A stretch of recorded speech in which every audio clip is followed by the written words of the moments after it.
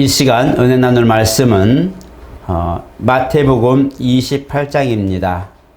마태복음 28장 16절로 20절 말씀 우리 천천히 교독하겠습니다. 11 제자가 갈릴리에 가서 예수께서 지시하신 산에 이르러 예수를 배웠고 경배하나 아직도 의심하는 사람들이 있더라.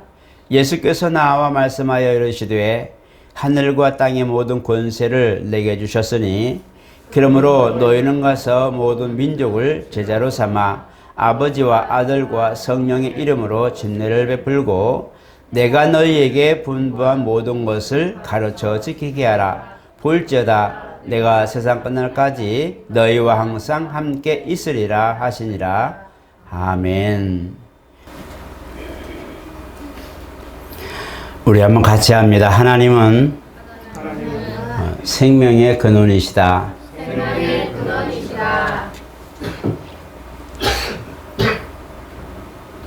요한복음 14장에도 주께서 말씀하실 때에 내가 곧 길이요 진리요 생명이니 나로 말미암지 않고는 아버지께로 올 자가 없다 말씀하십니다. 또 요한복음 6장 63절에도 살리는 것은 영이니 유익은 무익하니라 하시고 이 부분을 보면서 바로 생명이신 주님이 오늘 저와 여러분들을 만드셨고 오늘의 이르기까지 지키시고 보존해 주셨습니다. 그렇기 때문에 죄라고 하는 것은 내가 무엇을 했다, 무슨 행위를 했다라는 그런 허물적인 것보다 하나님을 잊어버리고 하나님을 떠난 것이 죄라는 것입니다. 그래서 하나님을 잃어버린 너희요, 하나님을 잊어버린 너희요 라고 구약에도 때로는 책망하셨고 또 오늘 우리에게도 믿지 아니함, 그가 우리를 창조하신 것과 우리를 살리신 것을 믿지 아니함 때문에 멸망한다고 말씀하고 있습니다.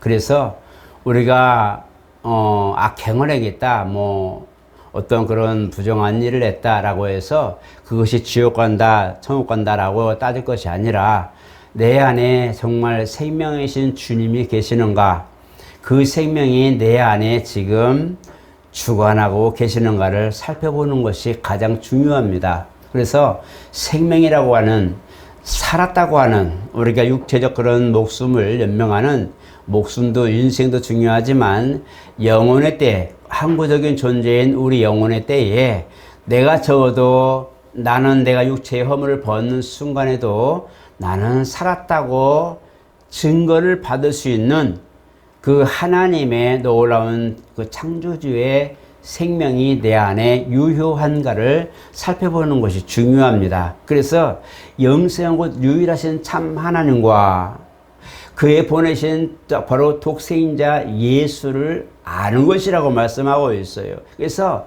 우리가 무엇보다도 먼저 할 것은 바로 하나님에 대해서 아는 겁니다. 하나님에 대해서 알고 그리스도의 사역에 대해서 알고 성령의 역사에 대해서 알고 그 안에 들어와 있는 자가 바로 산다고 말씀하고 있어요. 그렇기 때문에 하나님을 떠났다, 내가 하나님을 마음에 두지 않았다, 또 내가 하나님을 믿는 믿음이 없다 라고 말할 때에 나는 이미 진리가 내 안에 있지 않고 나는 결국은 세상이 벌어질 때에 같이 버려지는 가라지와 같은 존재가 될 것입니다. 그래서 주께서 우리에게 오셔서 바로 내가 곧 생명이고 내가 너희를 인도하는 영생의 길로 인도하여는 바로 진리요 길이니 나를 따라오라고 말씀하고 있어요. 그래서 주님이 우리에게 허락하신 이 부분을 보게 되면서 이제는 우리가 예수 안에서 하나님을 알게 되고 예수를 통하여 또 성령의 역사심을 따라 우리가 그 일에 동역할 수 있는 동역자가 될 수 있는 것은 바로 그 하나님 생명의 주님이 내 안에 계시고 내가 또한 그 말씀 안에 계명을 지키고 살기에 내가 그 안에 있는 것을 증명이 되는 겁니다.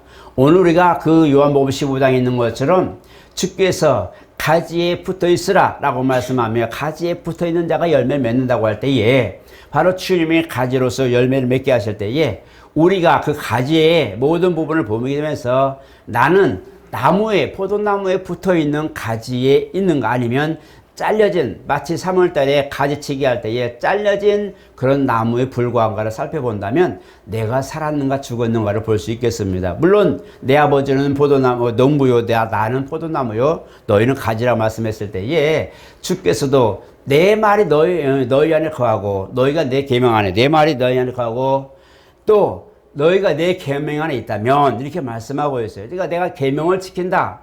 하나님이 내게 주신 계명을 지킨다고 한다는 것은 그 안에 믿음을 보증하는 것이고 내 안에 가서 순종한다고 할 때에 나는 이미 하나님 은혜 가운데 거하는 것을 보겠다고 말씀하시는 거예요. 그렇기 때문에 너희가 내 안에 거하고 내 말이 너희 안에 거하면 원하는 걸 무엇인지 구해라. 그리하면 이룰 것이다. 무엇 때문에? 아들을 인해서 아버지께서 영광을 얻으실 거라고 그래서 요한복음 15장에 말씀하고 있어요. 그래서 우리가 순종하는 바 그 뜻대로 우리가 계명을 지키며 순종할 때에 아들 안에서 아버지께서 영광을 받으신다는 거예요. 주님도 우리 가운데 그 기도하면 들으신다고 할 때에 너희가 기도한 내가 시행하라고 말씀하신 것도 그 아버지의 사랑 안에 있는 우리가 그 일을 동역할 때에 아버지께서 알아주시고 인정해 주시고 공로를 치하하시고 나중에 상을 예비하시겠다고 말씀하신 것은 바로 우리가 하나님 생명 안에 있기 때문에 그렇습니다. 생명이 밖에 있다면 하나님과 무관한 자가 된 이런 상황이라면 그 주의 하실 말씀이 아무런 효력이 없을 거예요. 예수의 십자가 대속은 그 안에 있을 때 효력이 발생하고 물론 모든 사람들에게 유효하고 기회를 주어졌지만 그러나 그 공로와 그 긍휼과 자비와 용서와 자녀되는 신분은 그 안에 그 그리스도의 공로 안에 들어와야 그것이 은혜가 되고 능력이 되고 나를 살리는 계명이 되는 겁니다. 내가 아무리 밖에서 예수를 부르고 내가 예수님을 내가 찾는다고 말할지라도 그 계명 안에 들어오지 않는다면 그를 믿는 믿음 안에 그 공로를 인정하고 들어오지 않는다면 아무런 의미가 없어요. 그렇기 때문에 주님도 그런 사람에 대하여 살았으나 죽었다고 말합니다. 오늘 저와 여러분들은 누군가의 복음을 들었을 겁니다. 누군가를 통해서 그 입술 열어서 복음을 전할 사명을 가지고 전하는 이들의 그 말을 귀로 들었을 거예요. 저 역시도 누군가의 소리에 그 소리를 들었고 그것 때문에 고민하고 예수를 만나게 되었죠. 우리가 이렇게 일평생에 살면서 물론 모태신앙에게는 그냥 처음부터 하나님 믿는 믿음을 가졌다 하지만 그런 그냥 평범하게 일상적으로 습관적으로 나는 그런 종교 생활보다 예수 만난 실질적 경험이 있는 것이 중요하고 오늘 중간에 세상에 살다가 예수 믿기로 회심한 이들에게는 그런 증거가 더욱 있을 것인데 이런 증거들이 내 안에 있다는 것은 누군가가 나에게 예수에 대하여 생명에 대하여 내게 대하여 영생에 대하여 분명히 나에게 누군가가 미리 얘기했기 때문에 나는 그걸 들은 거란 말이에요. 그래서 그 소식이 내게 들려져서 나도 살게 되고 또 나를 통해서 많은 사람들이 내 입술 열어서 고백할 때에 많은 사람들이 살게 되는데 이건 뭐냐? 하나님이 우리에게 생명을 주신 이 사건을 통해서 그리스도 안에서 그렇게 우리에게 명하신 보물이기 때문에 그렇습니다. 주님은 우리에게 드러내라고 말씀하고 있어요. 오늘 본문은 나를 드러내라. 모든 사람들에게 나를 드러내고 나타내고 나에 대해서 알려줘라. 가르쳐줘라. 그리고 증거 삼으라고 말씀하고 있어요. 공교롭게도 히브리 사람들은 대부분 가정에서 아내의 그런 신앙 속에서 자녀들이 자라게 됩니다. 남편들은 밖에서 활동하는 그런 모습인데 대부분 히브리 개념의 그런 신앙은 이제 등잔 아래 집 안에서 구전되는 신앙을 배우게 됩니다. 그래서 엄마 리브가를 통해서 야곱과 이런 사람들도 교육을 받게 되고 어머니의 신앙을 많이 받게 돼요. 그래서 모계의 신앙이 많이 발전하게 된 부분이 히브리적 개념이에요. 그래서 히브리적 개념은 밖에 선포하는 것이 아니라 내 안에서 내 가정을 다스리고 내 안에서 신앙을 계승하고 오직 그 아브라함의 신앙, 그 신앙을 계승하여서 메시아를 기다리는 사상으로 자라게 되는 거죠. 그래서 그들의 신앙은 혈통이 흩어지지 아니하고 혈통이 정말 잘 보존되고 혼혈되지 아니하고 정말 철저하게 그 믿음 중심의 삶을 살 수 있는 가정, 그런 민족, 부족을 만들려고 노력을 했어요. 그래서 오죽하면 70년 동안 그들이 포로로 잡혀 가서 이제 다시 우리가 말하면 제2교포, 제3교포들이 이제 이스라엘에 돌아왔을 때에 배격하고 또 그 다음에 그들이 바벨론으로 잡아갈 때에 많은 여인들을 사마리아 지역에 놓고 그 사람들을 데려와서 강제로 아내 삼게 만들어서 신앙 때문에 철저하게 혈통을 중심에 신앙을 유지하려고 하는 그걸 보고 이들이 결속된 이유, 강한 이유가 신앙 때문이다. 그들의 혈통의 어떤 결속 때문이다 해서 혼혈을 민족을 만들어 버렸어요. 나중에 그들이 돌아와서 볼 때에 사마리아 지역 보면서 상종을 안 하는 이유가, 그리고 그들을 배격해버린 이유가 너들은 죽음으로써 신앙을 지키지 않았다는 거예요. 너들은 거기서 이방 남자들과 결혼하면서 자식을 낳아서 혼혈을 만들었다. 신앙을 혼혈을 만들었다고 해서 굉장히 철저하게 배격했고, 제사장이라 해도 레위 사람이라 해도 그 사마리아 지역을 삥 들어서 먼 길이지만 마주치지 않으려고 돌아갈 정도의 그렇게 거기를 싫어했어요. 그 정도 그들은 혈통적으로 자기들 신앙 중심의 철저한 신앙을 가진 이 부분이 바로 히브리 사람들이에요. 그런데 예수님이 오실 때쯤 되니까 헬라 문화가 이스라엘을 지배합니다.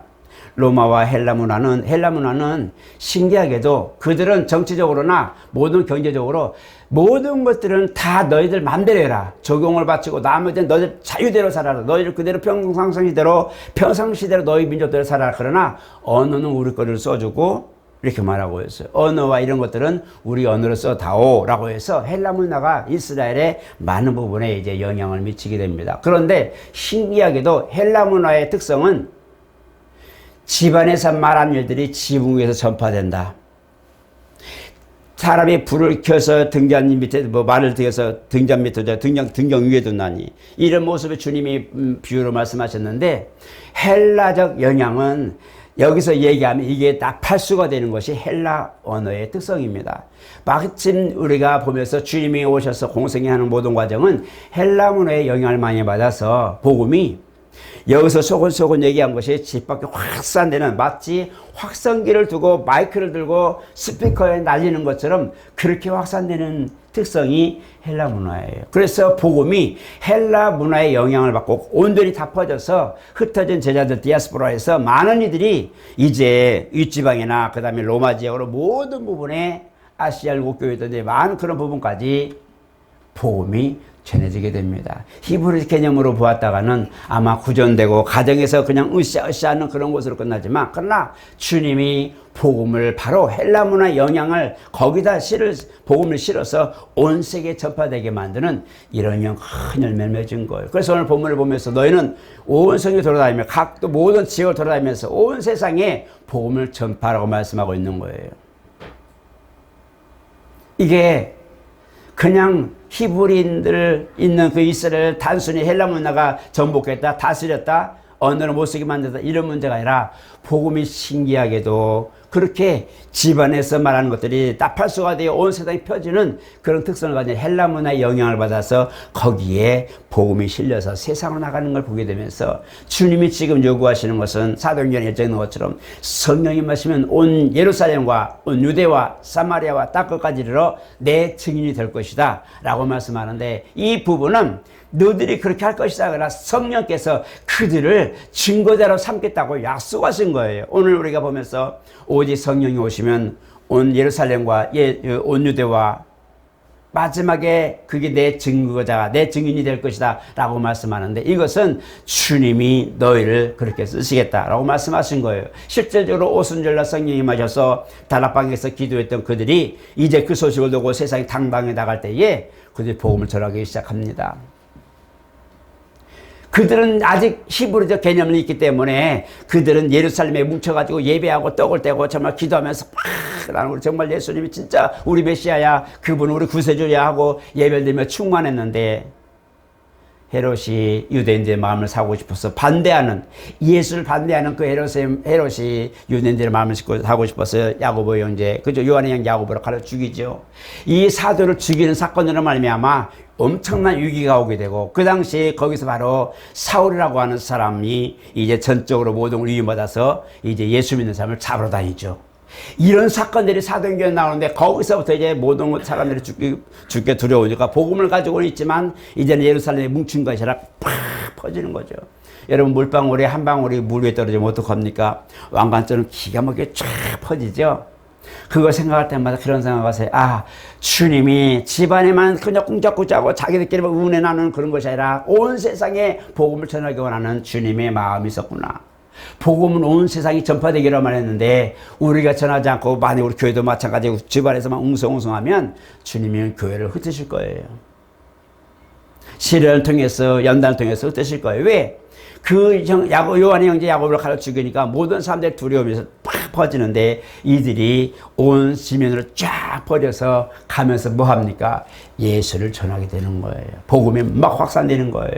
그게 바로 기가 막힌 선교의 현장이 되는 것이죠. 사울이 다메섹에서 예수를 만나서 2년 정도 공부하고 정말 아나니아를 통해서 이제 안수 받고 눈에 그 비늘이 벗겨지고 밝게 보게 됐을 때는 예수가 내가 잡으러 다녔던 예수쟁이들, 내가 정말 옆쪽으로 보고 바로 하나님을 자기 아버지라 했던 신성모독자 예수 믿는 모든 교로들을 내가 잡으러 다녔는데 나중에는 그 형제들에게 예수님이 진짜 메시아야 라고 말하기 시작하죠. 형제들이 보고 이거 왜 이래 하고 너 바울 왜 그러냐, 사울아 왜 그러냐 하다가 이 사람이 회의심하고 이 사람이 변하지 않을 그 신앙을 보고는 죽여버리자. 어차피 우리 사람이 안 될 거면 죽여버리자고 바울을 죽이려고 노력했죠. 이런 사건까지 벌어지는 거예요. 여러분, 복음이 우리 가운데 떨어지면 이 복음이 모든 사람들에게 그 마음의 모든 걸 깨뜨리고 죄를 깨뜨리고 사상을 깨뜨리고 지식의 모든 것들을 깨뜨리고 온전하게 모든 걸 깨뜨리고 바로 하나님 복음에 굴복하게 만듭니다.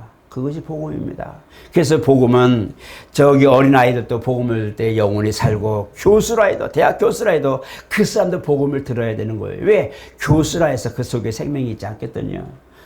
공부를 많이 하고 박사학위를 받아도 거기에 생명이 없어요. 세상의 모든 학문이 출중하고 모든 걸 충만하고 재물이 모든 걸 갖고 학식도 모든 걸 다 준비됐다 해도 거기에 생명이 있지 않아요. 거기에 생명이 들어가야 그 사람이 사는 거예요. 그 안에 생수의 강이 흐르고 그 안에 정말 하늘에도 올라온 은혜가 흐를 때에 그 사람이 살았다고 하나님 앞에 증거가 되고 보증이 되는 거예요. 너희는 그리스요 저기 오늘 16절 17절 18절에도 그 다음에 19절 너희는 가서 모든 민족을 제대로 삼으라 말씀합니다. 그리고 아버지와 아들과 성령의 이름으로 침례를 주고 내가 너희에게 분부한 것을 가르쳐 지키게 하라. 하나님을 믿는 사람이라면 그 믿는 믿음이 내 안에 있다면 하나님 말씀 들을 때 감격이 오고 감동이 오고 이것을 보여다 성령이 증거하시고 조명하시고 내 안에서 막 감동을 뜨겁게 하시죠. 때로는 은사로 활동하시게 하시고 어떤 때는 내 마음을 감동해서 야야 이렇지 않니 하고 깨닫게 하시고 내 안에서 하나님의 역사를 나타내십니다. 이런 부분들이 나가서 전할 때에 그 누가복음에 보니까 너희들 재판장 앞에 갈 때 너희들 스스로 뭐라 할까 생각하지 말아라. 그때 당당히 말할 걸 주실 거니 그 주실 분은 바로 성령이시라고 말씀합니다. 우리가 사람 앞에 복음을 전할 때 내가 가지고 있는 말씀들 내가 가지고 준비된 노트 필기 쫙 요약해 가지고 읽어도 그것을 감동하시고 듣게 만드시고 그것에 마음을 두고 그 말을 듣게 만드시는 분은 주님이시라는 거예요. 성령이시라는 거예요. 우리가 할 것은 뭐냐? 바로 생명이신 주님, 나를 살리고 내 안에 생명 있게 하신 그 주님, 이분을 내가 전하는 거예요. 우리 주님이 오늘 저 여러분을 사랑하시다는 걸 증거하는 것이고 그리하여 모든 사람으로 바로 회개하도록 만들어주는 겁니다. 회개 없이는 주님 만날 수 없어요. 우리도 회개했단 말이에요. 정말 살아온 것들이 한심하고 내가 왜 이렇게 살았지? 내가 왜 이렇게 바보 같은 삶을 살았을까? 아담이 에덴 동산에서 지어서 그동안에 죄를 지어서 죽어서 그걸 내가 어떻게 알아? 이제 예수 복음을 들은 사람이 그걸 어떻게 알아요? 아담이 에덴 동산에서 선악과 따먹어가지고 내가 죄를 잡고 내가 죄인입니다. 내가 죽일렵니다. 라고 회개한 사람 별로 없어요. 여러분도 또 회개했나요? 회개란 거 한번 생각해 봅시다. 여러분 예수 만났죠? 저도 만났어요. 그리고 정말 하나님 앞에 회개했어요. 어떻게 회개했어요? 눈물로 회개했어요. 정말 회개했어요. 저도 2시간 반 회개했어요. 뭐 할 것이 없는데 오늘날에는 그냥 아이고 하나님 죄송합니다 라고 10초도 안 걸리죠. 그때의 그것이 살아온 것들이 마치 주마등처럼 쫙 흐르고 내가 왜 이렇게 바보처럼 살았을까? 누가 말했잖아요. 예전에 박정희 대통령, 그 다음에 최규화, 그 다음에 전두환 세 사람만 했죠. 박정희 대통령 왜 몰랐을까 너의 마음을. 그 노래 아시나요? 그 최규하 대통령이 몇 년 동안 대리로 했죠. 총리가 지금 좀 나는 바보처럼 살았군요. 주권 없이 나중에 누가 잡았어요 정권을. 전두환 나는 행복합니다. 그렇죠. 예전에 그 학교 다닐 때 그 노래를 참 세 가지를 아주 대를 들어서 불렀는데 내 안에서 복음이 내 안에서 용서섬 치고 그 말씀이 막 들어갈 때에 내 안에서 견딜 수 없는 거예요. 살아온 날들이 이게 하나님 앞에 죄다. 내가 지금 죽을 죄를 졌구나. 이게 문제가 아니라 살아온 날들이 쭉 펼쳐져요. 마치 내 안에서 영화 한 편의 영화를 보듯이 내 삶이 쫙 펼쳐져요. 그리고 뭐예요? 한심스럽고 내가 왜 이런 삶을 살았는가 이게 생각나지. 아담이 지었던 죄 내가 알아요. 갑자기 영은 분리된다니까.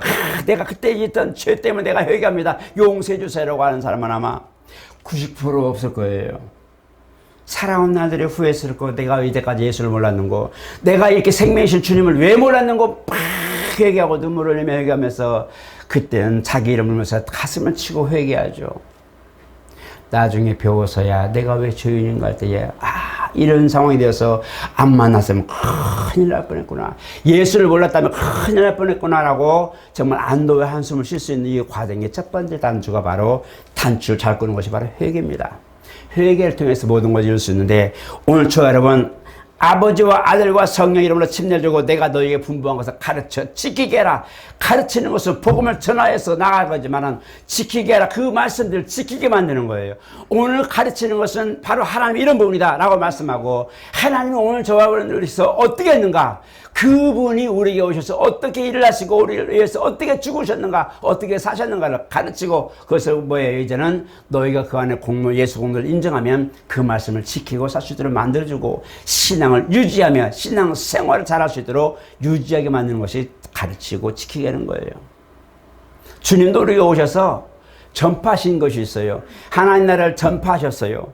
천국은 마치 하고 막 대여섯 가지 증하면서 겨자씨 하나와 같으니 밭에 감추인 보화와 같으니 계속하면서 가르치시고 전파하셨어요. 그 다음에 마태복음 4장에 있는 것처럼 복음을 전파하시고 가르치셨어요. 하나님 나라 이런 거야. 산상수훈처럼 이런 거야. 씨 뿌린 자가 나가서 뿌릴 때에 이런 거야 라고 가르치셨어요. 그리고 너희는 옥토가 되라고 말씀하셨어요. 그리고 뭐였어요? 가르치고 복음을 전파하시고 그 다음에는 뭐예요? 모든 병과 모든 약한 것들을 고치시다고 말씀하고 있어요. 이 인간의 필요한 모든 것을 다 해결해 주시고 복음 안에 나오는데 걸림돌이 없도록 만들어 주셨어요. 이것이 주님이 하신 거예요. 때로는 가르쳐서 모든 사람들에게 복음을 선포하시고 예수를 믿는 그 믿는 믿음을 갖게 하시고 그 다음에 믿으려고 돌아오는 그 말을 들으려고 오는 사람들에게 하나님 나라 이런 거야 라고 가르쳐주고 그리고 그 속에 연약한 부분을 보면서 이리 와봐 하고 가르쳐주고 치료해주고 살려주기도 하고 오늘 저 여러분들이 할 수 있는 것이 그거예요.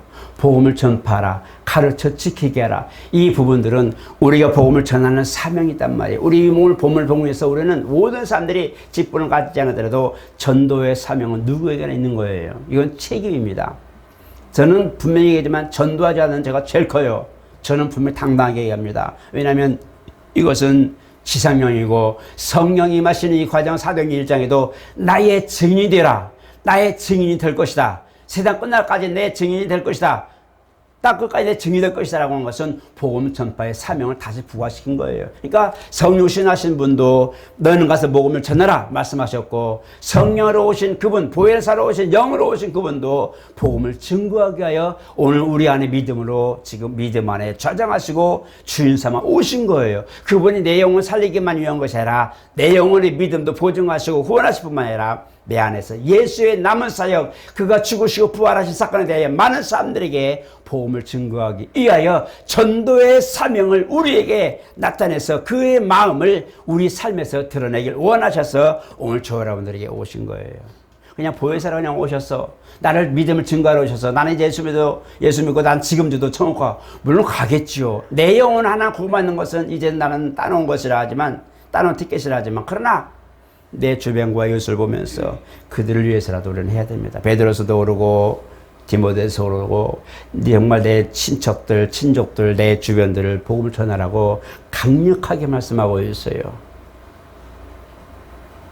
저는 목사 안수 받을 때 저도 저 있지만 안수 받을 때 제가 이제 거기 보는데 6명이 안수 받았는데 다 이제 부모님도 예수 믿고 하니까 꽃다발도 하고 다 했는데 한 분이 부모님이 예수를 안 믿으셨어요. 근데 아들이 이제 목사 안수 받는다니까 큰 교회에서 그랬었는데 이제 왔어요. 그분이 목사 안수 받고 딱 한마디 이제 그 답변을 하잖아요. 하는데 다 한마디 있었어요. 제가 못 잊어요.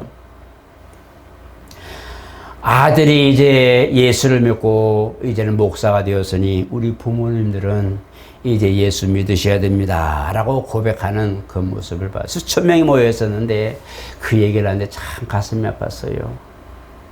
여러분 주변에 정말 내 형제자매 중에 예수 믿지 않는 사람이 있다면 복음을 전하셔야 됩니다. 그가 듣든지 안 듣든지 전하셔야 돼요. 어떤 이는 한 10년 정도 있다가도 오늘부터 보니까 교회 가고, 저도 개인적인 거지만 둘이 여의도에서 전도받을 때 엄청 예수를 여겼지만 그 친구가 지금은 사회적으로 굉장히 성공해서 정말 많은 사람들을 거느리고 단장이 되었어요. 그가 한 15년 정도 됐을 때 전화가 한 번 왔어요. 뭐라고 왔어요? 야, 나 예수 믿는다. 그 당시에는 그렇게 전도해도 안 믿어서 너는 믿어라, 너는 가, 나는 안 가. 그랬었어요. 그 친구가 한 10몇 년 지난 다음에 전화가, 야, 인철아, 나 예수 믿는다. 그것도 얼마 지나서 다시 보였어요. 야, 나 집사 됐다잉. 지금은 11조 생활도 잘하고, 자기가 마치 본 것을, 나는 말이야. 그래서 보면서, 너 잘났다. 내가 그랬어요. 그렇게 기도만 했고, 멀리 떨어져 있는 그런 소식도 없던 친구가 어느 날 갑자기, 야, 나도 예수 믿어. 그 당시에 그 10여 년 전에 있었던 둘이 전도받으면 라면 먹어서 여도에서 먹으면 욕하고 그랬던 사람들이 그 당시에는 그랬지만 10여 년 전 소식이 그러는데 예수 믿는 그 순간 누가 생각났어요? 나가 생각났어요. 같이 라면 먹으면서 예수 욕했던 사람이 생각난 거예요. 그죠? 그리고는 예수 믿으라 때 안 믿었어요. 너나 믿어 임마. 그러더니 예수 믿으니까 누가 생각나? 그때 전도했던 사람이 생각나. 저는 지금도 약 30여 년 전에 저를 전도했던 분 생각합니다. 지금 천안에서 목회 잘하고 계세요. 그분을 18년 만에 찾아가서 바로 그분이 저를 알더라고요. 오, 오랜만이다. 그것도 총회 때 가서 만났어요. 네. 이게 보면서 느낀 게 뭐냐? 우리가 입을 열어서 복음을 전했을 때에 그 당시 열매는 안 했지만 그 열매는 반드시 씨가, 내가 여기서 예수를 전했으면 그 사람의 씨가 바로 그 속에서, 그 사람 속에서 싹이 나고, 진짜 싹이 나고 잎이 피고 꽃이 피고 열매 맺는 것을 보는 거예요. 전도 목사들이 많아져서 너무 감사해요. 목회자가 많았어요. 정말 하나님 은혜 가운데 전도에서 죄종이 나올 정도면 정말 큰 축복입니다. 여러분 복음을 전할 때에 주저하지 마세요. 그 사람이 압니까? 내 옆에서 정말 잘 자라서 훌륭한 주의종이 될지 누가 압니까? 그 주의종을 삼으시려고 야 네가 가서 그 사람에게 전하라고 감동하실지 누가 압니까? 여러분 복음 전하는 것을 다 해야 됩니다. 우리가 한 가지 이제 정리합니다. 하나님의 생명이 있는 자는 삽니다. 하나님의 생명이고 그 그리스도 안에 있는 공로가 있는 자, 그 믿음을, 그 공로를 인정하는 자는 생명 안에 있습니다. 그래서 요한일서 5장 3장 20절인가요? 제가 자꾸 잊어버리네요. 4장인가요? 저 모르겠어요. 하나님 아들이 있는 자에게는 생명이 있고 하나님 아들이 없는 자에게는 생명이 없느니라. 네, 아멘. 하나님의 아들이 그 안에 있으면 그 사람 생명이 있다. 아들의 공로가 있는 사람을 하나님이 인정해 주겠다. 왜? 아들의 피를 볼 때 6월이라는 건 6월절 패스오버 넘어갔다는 거잖아요. 6월절 바로 양, 희생양, 그 피를 보면 넘어갈 테자. 아들을 본고 그 십자가 공로 그 피와 살을 먹고 경험한 자에게는 심판이 넘어간다고 말씀했단 말이에요. 그렇기 때문에 우리가 그걸 보면서 아들이 있는 자에게 생명이 있고 이 생명이 있는 사람은 이미 살았어요.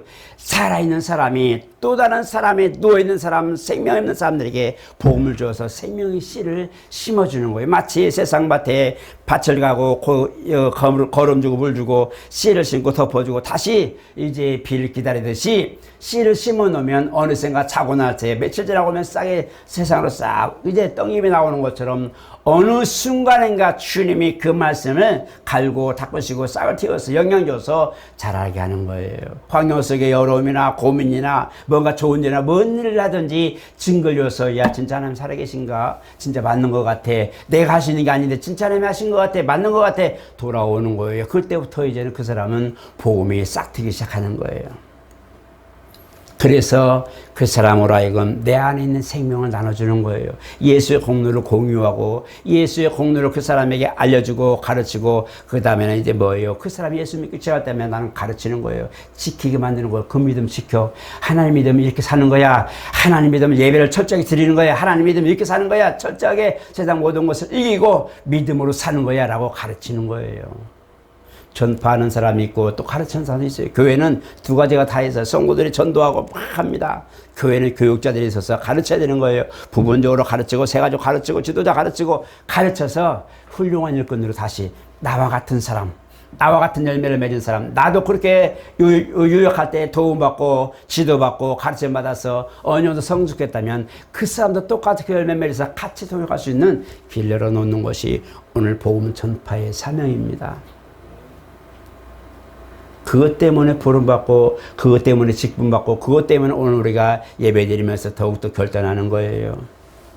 그렇지 않으면 우리가 예수 믿고 우리끼리 그냥 으쌰으쌰하고 즐겁고 즐기고 말겠죠. 중요한 건 복음 전파하는 것은 나이가 많고 적고 상관없습니다. 어떤 때는 아이들 통해서 복음을 전하기도 해요. 지금은 나가서 공개적으로 전도하는 거 정말 어렵습니다. 전도지 돌리면 신고한다고 날리고 좀 그래요.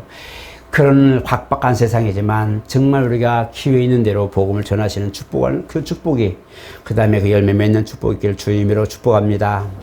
정말 말씀대로 산다는 거 어렵습니다. 그러나 우리가 정말 한순간도 좋으니 30분이라도 좋으니 예수 얘기를 하세요. 주변 사람들 예수 얘기하세요. 뭔가 할 때도 하나님 감사합니다. 말 한마디 할 때도 진짜 하나님 감사합니다. 뭔가 할 때도 야 진짜 하나님 감사하지 하고 얘기할 수 있고 막 그냥 예수 믿어야지 안 믿으면 죽어 너 지옥 가 라고 그런 극단적인 말보다도 때로는 말하면서도 야 진짜 이런 걸 보니까 진짜 하나님 살아계시네. 정말 너무 감사해. 야 나 진짜 하나님 감사하다. 내가 어떻게 그런 걸 얻었냐. 하나님 도와주시는 게 가능하지 라고 한마디 할 때 그게 그 사람 되는 걸 보면서 야 그런 것 같아. 맞아요. 그 사람 보니까 진짜 하나님 살아계신 것 같아. 그런 분이 있어요. 이 사람 말 들어보니까 진짜 하나님 살아계신 것 같아. 베드로와 요한이 그 학문이었고 어분 걸 뻔히 아닌데도 그들이 복음을 전할 때 많은 사람들이 그 사람 말 듣고 마음에 찔린 거예요. 어찌하면 좋냐.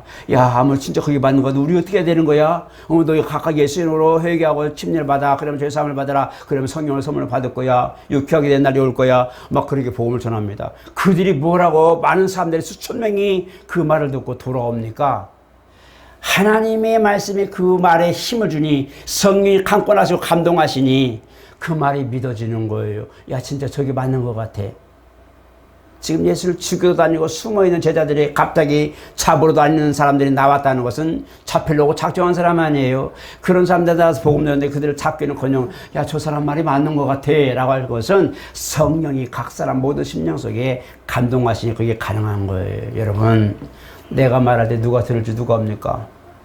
내가 나는 저 사람 안 믿어. 저 사람 믿을 사람 내가 봐도 아무리 봐도 안 믿을 것 같아 할때라도 내가 전할 때 그 사람 마음이 하룻밤에 변할지 누가 합니까? 그것이 요나가 니느웨에 가는 그 생각과 똑같은 거예요. 어차피 안 될 거 감다 죽을 거니까 달리면서 잡히지 않나 팍 달리면서 앞으로 회개하려면 3일 너들 다 죽인대. 저거 때려잡아라 그럴 줄 알았더니 보니까 잡으러 온 놈 하나도 없고 동물까지도 금식하면서 배옷을 주고 금식하면서 회개하는 거예요. 기가 막힌 거예요. 이제는 멸망 안 하니까 멸망 한다니까 니느웨에 갔던 그 요나가 화가 나고 하나님 이럴 수 있어요? 라고 말할 정도예요. 하나님이 살리기로 맘먹으니 그들을 그 포악한 니느웨는 한마디 말하면 아수르의 성인데요. 정말 포악한 사람들이에요. 정말 포악하다. 전에 얘기했잖아요. 전쟁 때 반드시 이기면 전리품 하나를 다리든지 발가락이든지 귀든지 잘라가는 사람들인데 그런 포악한 사람들이 요나 말 듣고 그냥 회개하라 해버리니 답 없는 거예요. 그죠? 오늘 저 여러분 복음은 그렇습니다. 내가 전할 때 들을까 말까 하는 내 판단이 아니라 나는 그저 힘써 전할 뿐인데 나머지는 주님이 물려주시고 자라게 하시고 열매도 거두시는 건 주님이시라 고린도에 말씀하고 있어요. 이걸 아시고 오늘 저 여러분 어떤 모습이라도 나는 어떤 상황이라도 나는 복음 전파의 사명을 가진 사람, 내 안에 생명이 있다면 나는 이미 그 안에서 나는 이미 그리스도의 복음을 전해야 할 사명이 있는 사람, 오늘 예수의 생명이 나를 살렸다면 나는 이 생명을 나눠줘야 될 사명이 있는 사람, 이렇게 하시고 오늘도 여러분 복음 전파에 매진하시고 더 성경 보시고 더 배워서 정말 예수는 이런 분이야 하나님 이런 분이야 하고 가르칠 수 있는, 그래서 많은 사람들이 같이 신앙에 통참하고 예배할 수 있는 길은 제대로 삼을 수 있는 오늘 저 여러분 되시기를 예수 이름으로 축복합니다. 거룩하신 하나님 감사합니다.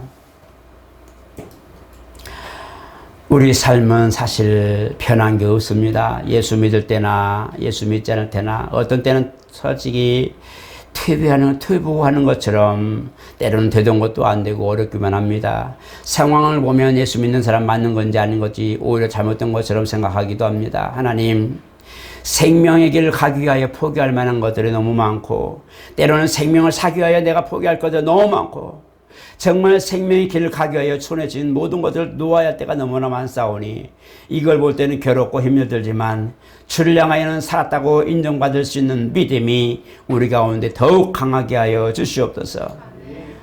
정말 고린도후서 부분에도 사도 바울이 생명은 너희 안에 역사하고 사망은 우리 안에 역사하던 것처럼 이 고백이 나올 정도로 괴로웠던 모습이지만 복음이 전파되고 영혼이 살고 교회가 사는 거 보며 기쁘고 즐거웠고 정말 선한 싸움을 끝까지 완주했던 사도 바울처럼 하나님, 때로는 환경이 우리를 잡고 때로는 생활이 우리 발목을 잡고 괴로움과 걱정이 발목을 잡을지라도 주님을 향하여 열린 문은 닫지 않게 도와주시고 주님을 향하여 손을 내밀었을 때 거두지 말게 하시고 주님을 향하여 달릴 때에는 그 길이 대로가 되게 도와주시옵소서.